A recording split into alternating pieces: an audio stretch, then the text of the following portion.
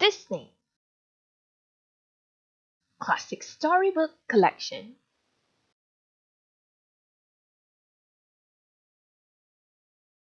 Alice in Wonderland, a snack for the Queen. It was a lovely day in Wonderland. Alice was walking in the woods when she spotted the White Rabbit, who was in a great hurry. "Is everything all right?" she asked. The White Rabbit stopped. "The Queen of Hearts is hungry, but nothing in the palace seems to satisfy her. If I don't find her a tasty treat soon, she'll have my head." "Perhaps I can help," Alice said. "I never had any trouble finding something to eat in Wonderland.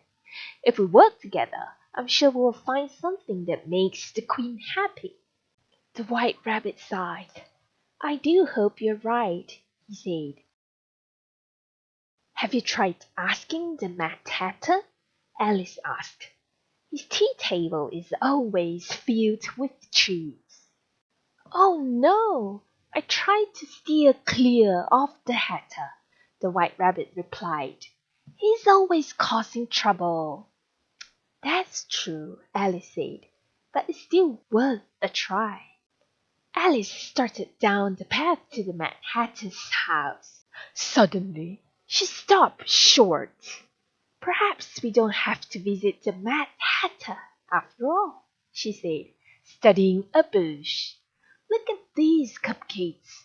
Don't they look tasty?" Alice plucked a cupcake from the bush, and she and the White Rabbit hurried to the palace. "There you are!" the Queen of Hearts yelled when she spied the rabbit. Then she saw Alice. "You!" she shouted. "Off with your—" Alice didn't give the Queen a chance to finish. "We brought you a cupcake, Your Majesty," she said, handing the Queen the treat. The Queen actually smiled. "Why, thank you," she said, reaching for it. Before the Queen could take a bite, the cupcake began to move. Two wings opened up and it flew away. It wasn't a cupcake at all. It was a bird. Alice and the White Rabbit quickly ran from the palace. They hadn't gone far when the Cheshire Cat appeared on the path in front of them. "We need to find a snack for the Queen," Alice told him. The Cheshire Cat looked down at the berries on the bush beneath him. "Take her some of these blueberries," he suggested. "But these aren't blueberries," Alice said. "They're red." "Red or blue, they're quite tasty," the Cheshire Cat said. "The Queen is very impatient," the White Rabbit said, "and we don't have anything else to bring her." Alice agreed. It seemed they had no choice. She and the White Rabbit picked the berries and took them to the Queen. She promptly gobbled them down. "Delicious!" she cried. "I suppose you may keep your heads after all." Alice and the White Rabbit breathed a sigh of relief. They were so happy they had found something to satisfy the Queen. They started to back down the stairs. But then the Queen noticed something. Her fingers were blue, so were her hands and her arms. "What have you done?" she shrieked.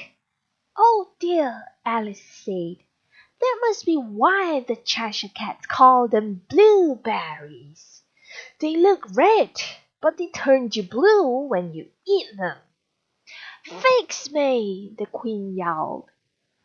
The White Rabbit nervously tapped his paws together. "Whatever will we do?" "I have an idea," Alice said. She ran back to the bush where they had seen the Cheshire Cat.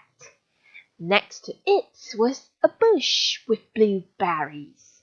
She quickly picked some and then hurried back to the Queen. "Eat this," Alice urged her. The Queen scowled. "Why should I trust you?" "Well, I'm just guessing," Alice replied. "But if you don't try, you'll stay blue." The Queen frowned and ate some of the blueberries.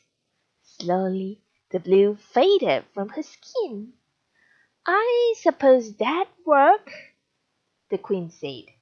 "But I'm still hungry." Alice and the White Rabbit hurried off to find another snack for the Queen. Soon they bumped into Tweedledum and Tweedledee. The twins were dancing and singing a silly song. Alice noticed that each one was clutching two handfuls of yummy-looking lollipops. "Excuse me," she said. "We just happen to be looking for a tasty treat for the Queen. May we have a lollipop?" "If it's for the Queen, we can't say no," said Tweedledum. "So take a lollipop and go," finished Tweedledum, handing Alice a bright red lollipop. Alice and the White Rabbit quickly took the red lollipop to the Queen of Hearts. Said the Queen. "I do like lollipops. Let me give it a try." She licked the lollipop and smiled. Then her face turned bright red with heat. "Spicy! Spicy!" she yelled. "Somebody bring me some water." While the guards rushed to help the Queen, Alice and the White Rabbit slipped away from the palace again. "That's it. I'm going to the Mad Hatter's house," Alice said. "I'm sure he will have a good snack for the Queen." "I'll wait here," the White Rabbit said. Alice quickly made her way to the Mad Hatter's house. She found him serving tea to the March Hare. "Excuse me," she said, "but I was wondering if you could help. The White Rabbit and I need to bring the Queen of Hearts a snack in a hurry. She's very hungry." The March Hare's ears perked up. "The Queen, you say?" He looked at the Mad Hatter.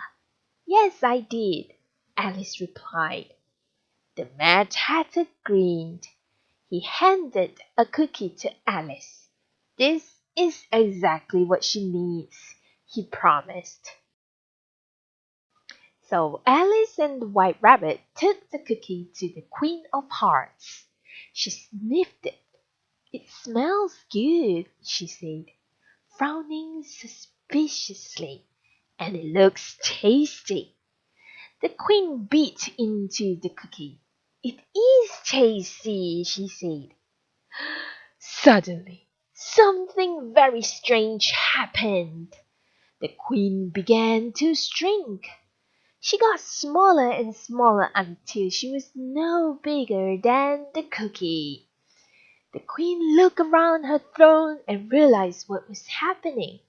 She became very angry and started shouting at Alice and the White Rabbit. "Guards! Guards! Off with their heads!" she yelled. But her voice was so tiny and squeaky that the guards didn't hear her. Alice and the White Rabbit hurried away. The Mad Hatter was right, Alice said with a giggle. "That cookie is what the Queen needed."